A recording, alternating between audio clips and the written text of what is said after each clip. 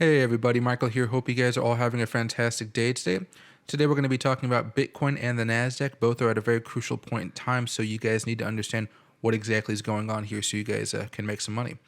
Now, we've seen the breakout. A lot of us have traded this breakout and we've all made some good money. I know a lot of you guys, including me, have already sold off a portion of your crypto here and you like the profits you've made so far.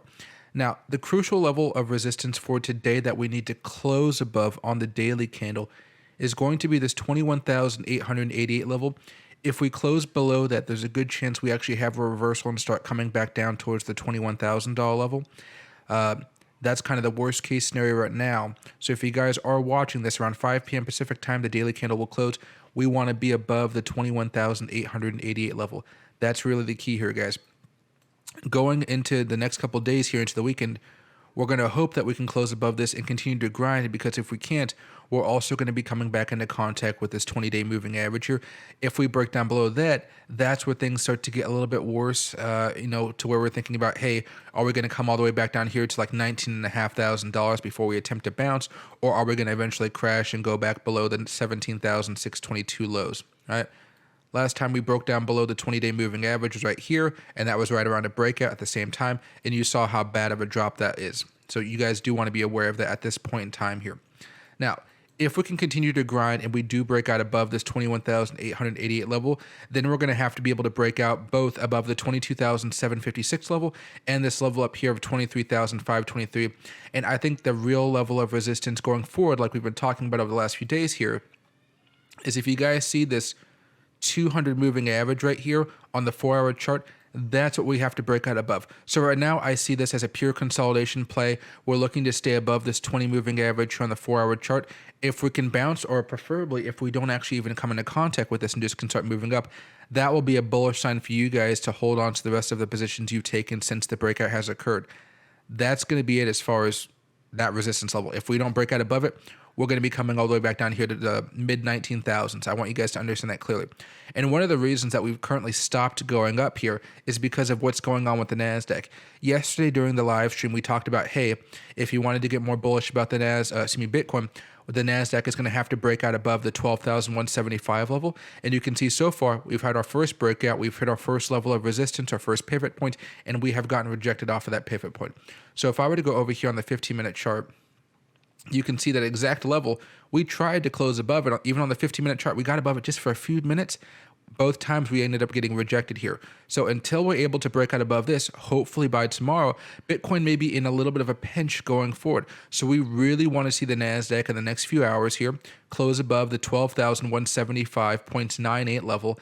And then from there, you guys should have a better opportunity for Bitcoin to have a short-term reversal here and start grinding back up and testing out the $23,000 level.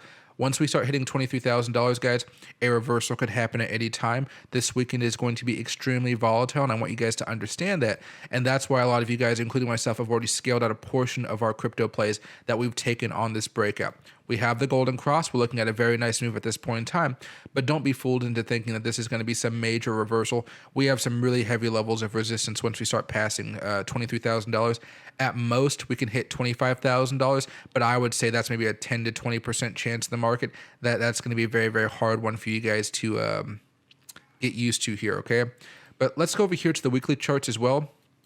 I want you guys to understand that right now we're in a nice consolidation period, but you can see if we go over here to the reason we got rejected, not of this line, it was actually we were getting rejected a few hours ago, 12 hours ago now probably, from the 200 weekly moving average, guys. Normally, Bitcoin doesn't really stay below this line for long, but since this is Bitcoin's first potential recession, the market is really falling off of a cliff here, and normally, not since 2015 have we really stayed below the 200 moving average for a significant period of time. Going back over here to 2015, 2014, we were down here. We didn't even close down below on the weekly. We closed down below it right here. And then, of course, we grinded for a few weeks before making a stronger move up here. But the economy in 2015 is a little bit better than the economy we have today, of course, with all the recession fears, inflation fears, all that good stuff. 2018, bounced. 2020, COVID. So that was a little bit of a special thing here. However, I think that 200 is going to be a hard level of resistance for the weekly Bitcoin candle to actually close above. If we do, I don't exactly know how that's going to work out. I will have to look at the technicals at that point in time. But we still have the 20-week moving average here screaming down. I don't think we're going to see any big, robust moves in Bitcoin probably until I would say at least August here, guys. We want to have we want to come into contact with the 20 here. Now that doesn't mean you can't buy, of course. But if we go over here historically, see how it screams down, and then only do we really start having some pop-ups. Back over here, it comes screaming down. Only then do we start having some nicer moves. Even here, the second time we approached it. But guess what? It took a while for us to first break above it. And even then, we still had a little bit of a dump going forward. So give this some time, everybody. The monthly candle is still looking okay, right? We're still cooling off. And again, actually, we have the 50-month moving average here acting as a level of resistance for us too. I wouldn't put too much stock into that, but we're finally getting the 20-month moving average to at least flatten out and with an opportunity for it to curl down. So I think we may see some aggressive growth in Bitcoin.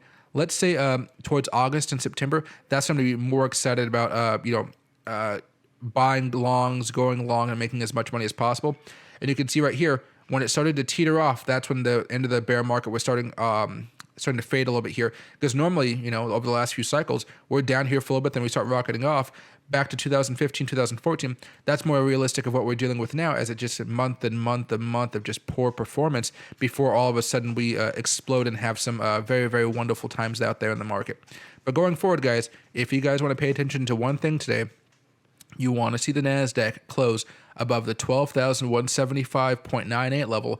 Then you guys could see some really strong moves for Bitcoin going up to 23,000, maybe even as far as 24,000. And just like Bitcoin, it had a very beautiful breakout.